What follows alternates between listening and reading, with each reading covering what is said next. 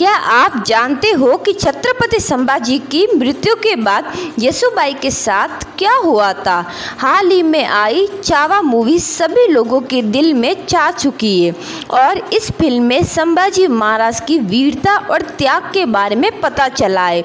लेकिन संभाजी की मृत्यु के बाद येसुबाई के साथ क्या हुआ था, ये इस मूवी में नहीं है। इस वीडियो में येसुबाई के बारे में पूरी बात करेंगे। छत्रपति संभाजी महाराज और येसुबाई का विवाह 1666 में हुआ था। तब संभाजी महाराज 9 साल के थे और येसुबाई 8 साल की। रानी येसुबाई सिर के परिवार से थी। रानी येसुबाई समझदार और राजकार की अच्छी जानकार थी। अपने पति संभाजी महाराज के साथ हुआ एक षड्यंत्र को नाकाम करने में उनका हाथ था। संभाजी महाराज किसी भी कार्य पर जाने से पहले या कोई भी निर्णय लेने से पहले येसुबाई की राय जरूर लेते थे।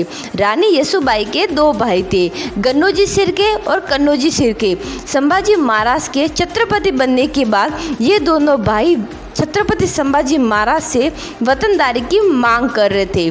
वतनदारी का मतलब एक बड़े से इलाके को अपने कंट्रोल में ले लेना, एक राजा की तरह उस जगह की संपत्ति पर अपना अधिकार जमा लेना। लेकिन वतनदारी की प्रथा छत्रपति शिवाजी महाराज के वक्त ही बंद कर दी गई थी। इसलिए छत्रपति संभाजी महाराज ने अपने दोनों सालों को वतनदारी देने से इनकार कर दिया और फिर ये दोनों भाई गुप्त रूप से मुगल से जा मिले और रानी येसुबाई के अपने भाइयों ने ही अपने जीजा संभाजी महाराज को धोखे से मुगलों के हाथों पकड़वा दिया और छत्रपति संभाजी महाराज की दर्दनाक हत्या करा दी।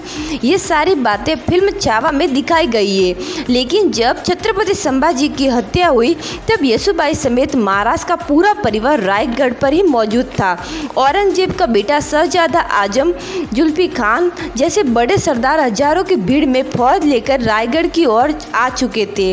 उस वक्त महारानी येसुबाई के कंधे पर ही पूरे परिवार को बचाने की जिम्मेदारी थी। महारानी येसुबाई ने अपने 7 साल के पुत्र साहू को छत्रपति न बना के संभाजी महाराज के सौतेले भाई राजाराम महाराज को छत्रपति बनाया। उस वक्त राजाराम महाराज मात्र 18 साल के थे। महारानी येसुबाई ने अपने पुत्र से बढ़कर स्वराज की भलाई को चुना। राजाराम महाराज और उनकी पत्नी ताराबाई को सही सलामत गुप्त रूप से अपने विश्वास पात्र सरदारों के साथ तमिलनाडु के जीजी में भेजा और वो खुद रायगढ़ में ही मौजूद रही।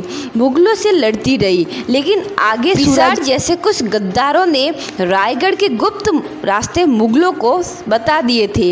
इसलिए मुगल सेना रायगढ़ को जीतने के करीब पहुंच गई थी।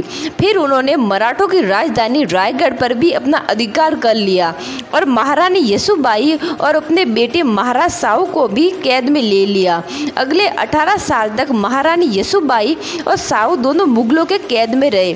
लेकिन 1707 में औरंगजेब की मृत्यु के बाद मुगल बादशाह औरंगजेब का पुत्र आजम शाह ने युवराज साहू को रिहा कर दिया और दक्कन भेज दिया। 1718 में मराठा एक बड़ी फौज लेकर दिल्ली की तरफ पेशवा पालाजी विश्वनाथ के नेतृत्व में मराठों ने अपनी मर्जी का बादशाह दिल्ली के दक्कन पर बैठाया और महारानी येसुबाई को मुगलों की कैद से आज़ाद कर दिया। 30 साल तक संभाजी महाराज की पत्नी मराठों की महारानी येसुबाई मुगलों की कैद में रही और आगे साहू महाराज के राज में भारत में अपना विशाल मराठा साम्राज्य कायम किया था।